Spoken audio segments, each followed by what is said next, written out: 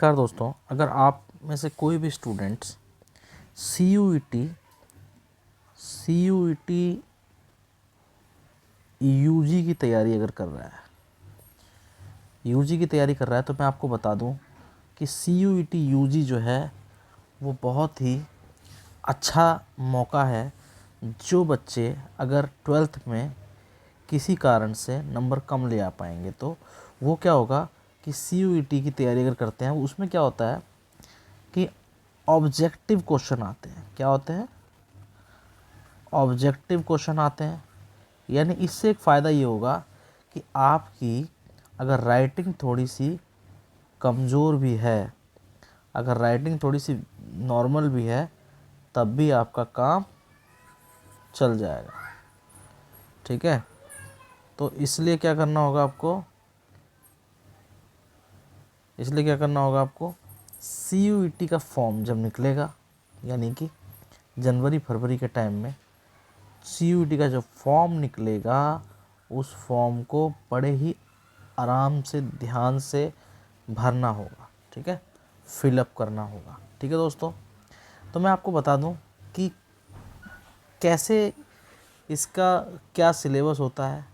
ठीक है, कैसे इसका सिलेबस होता है तो मैं आपको समझा देता हूं ज़रा अच्छे से। अगर आपको किसी भी सेंट्रल यूनिवर्सिटी में अगर आपको एडमिशन चाहिए तो आपको सी यू ई टी का एग्ज़ाम देना पड़ेगा। किसी भी सेंट्रल यूनिवर्सिटी में, वो कौन कौन सी सेंट्रल यूनिवर्सिटी हो सकती है वो ज़रा मैं आपको बता देता हूँ।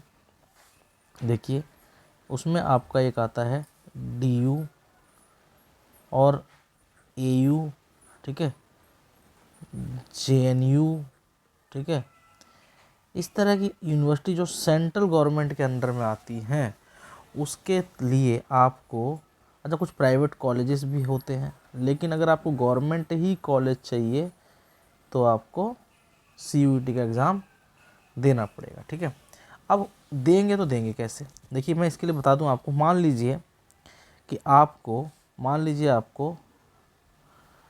मान लीजिए आपको हिस्ट्री ऑनर्स करना है। क्या करना है?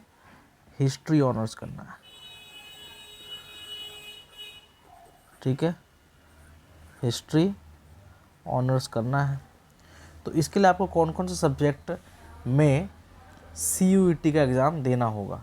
देखिए, होता क्या है, कुछ बच्चे ऐसा सोचते हैं कि अगर वो साइंस से पढ़े हैं तो वो हिस्ट्री ऑनर्स नहीं कर सकते, पॉलिटिकल ऑनर्स नहीं कर सकते, या कॉमर्स से पढ़े हैं तो वो हिस्ट्री ऑनर्स या बीए प्रोग्राम वगैरह नहीं कर सकते। तो मैं आपको एक एग्ज़ाम्पल दे के समझा रहा हूँ कि किस तरह से आपको वहाँ पे पेपर देना है। तो होता क्या है, जैसे हिस्ट्री ऑनर्स अगर आपको देना है, सपोज़ कीजिए हिस्ट्री ऑनर्स अगर आपको देना है तो आपको क्या करना होगा कि एक तो आपको हिस्ट्री का पेपर देना होगा। ठीक है, हिस्ट्री का पेपर तो आपको देना ही होगा। ठीक है, प्लस में आपको कोई भी एक सब्जेक्ट और देना होगा। मान लीजिए पॉलिटिकल दे रहे हैं, फिर प्लस में आपको कोई भी एक और सब्जेक्ट देना होगा। यानी कोई सा भी एक सब्जेक्ट दे लो आप, चाहे ज्योग्राफी दे लो, ठीक है, ज्योग्राफी दे लो, और प्लस में इसके साथ में आपको एक लैंग्वेज ज़रूर रखनी पड़ेगी। यानी कि आप चाहे तो हिंदी रख लो या फिर चाहे तो इंग्लिश रख लो।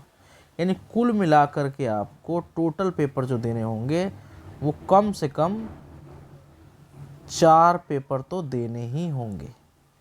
और आपको बता दूं कि जो एक पेपर होता है सी यू ई टी के अंदर, वो 200 मार्क्स का होता है। कितने मार्क्स का होता है? 200 मार्क्स का होता है। ठीक है दोस्तों, अब इस हिसाब से आपको जो नंबर लाने हैं वो 800 में से लाने हैं। ठीक है, अच्छा, सिर्फ ये नहीं कि आप सिर्फ इन्हीं चारों का पेपर दोगे, लेकिन आप 2-3 सब्जेक्ट और ले सकते हो। लेकिन हिस्ट्री ऑनर्स अगर करना है मान लीजिए, तो उसमें हिस्ट्री होना ज़रूरी है, प्लस में इसके साथ में 2 और सब्जेक्ट होना ज़रूरी है, और एक लैंग्वेज होना ज़रूरी है। लैंग्वेज में कोई सी भी लैंग्वेज हो सकती है, हिंदी और इंग्लिश में से कोई सी भी एक लैंग्वेज आप रख सकते हैं। ठीक है, ये तो सी यू ई टी यू जी की बात बता रहा हूँ मैं आपको। ठीक है, लेकिन मैं अगर कोई student C U E T P G का हो, तो अगर C U E T P G का होगा तो मैं उसके लिए भी थोड़ा सा बता देता हूँ आपको। CUET PG का अगर होगा, ठीक है, अगर वो PG का स्टूडेंट है CUET PG, और सपोज़ कीजिए कि उसको DU से LLB करनी है, ठीक है, तो CUET वाले इस बार क्या करेंगे, यानी पिछली बार यही किया था उन्होंने, एक कॉमन पेपर यानी एक जनरल पेपर उन्होंने रखा था, और उस जनरल पेपर को अगर आप क्लियर कर जाते हो तो फिर क्या करेंगे वो, उसके बेस पे, यानी कि अगर वो एक पेपर होगा पूरा, तो वो पेपर पूरे 400 नंबर का होगा, ठीक है, 400 नंबर का होगा, यानी एक क्वेश्चन 4 मार्क्स का और 100 क्वेश्चन हो गए 400 नंबर का, ठीक है।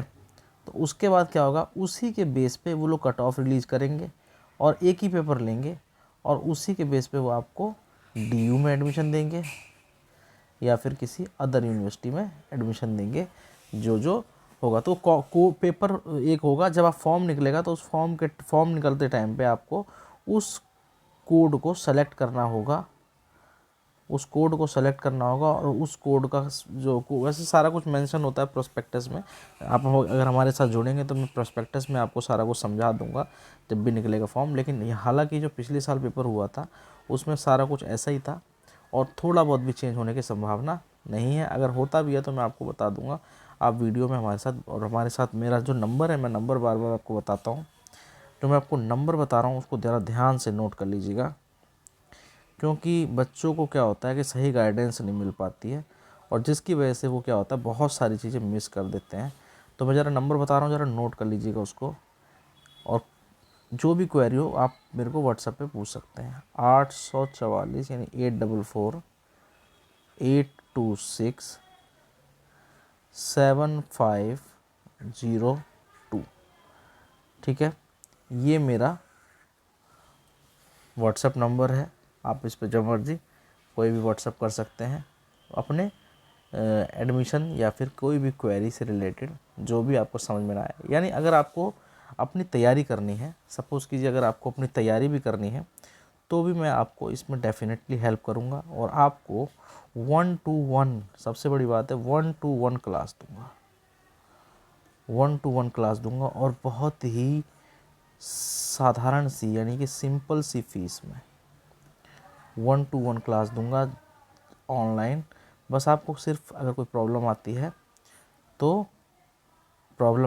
तो आप मेरे को कांटेक्ट कर सकते हैं, ठीक है। थैंक यू दोस्तों, मुझे लगता है कि आपको मैंने थोड़ा अच्छे से समझा दिया होगा। अगर आपको फिर भी समझ में नहीं आता है, then contact me for any query और for any type of coaching related question, ठीक है। Thank you so much, bye.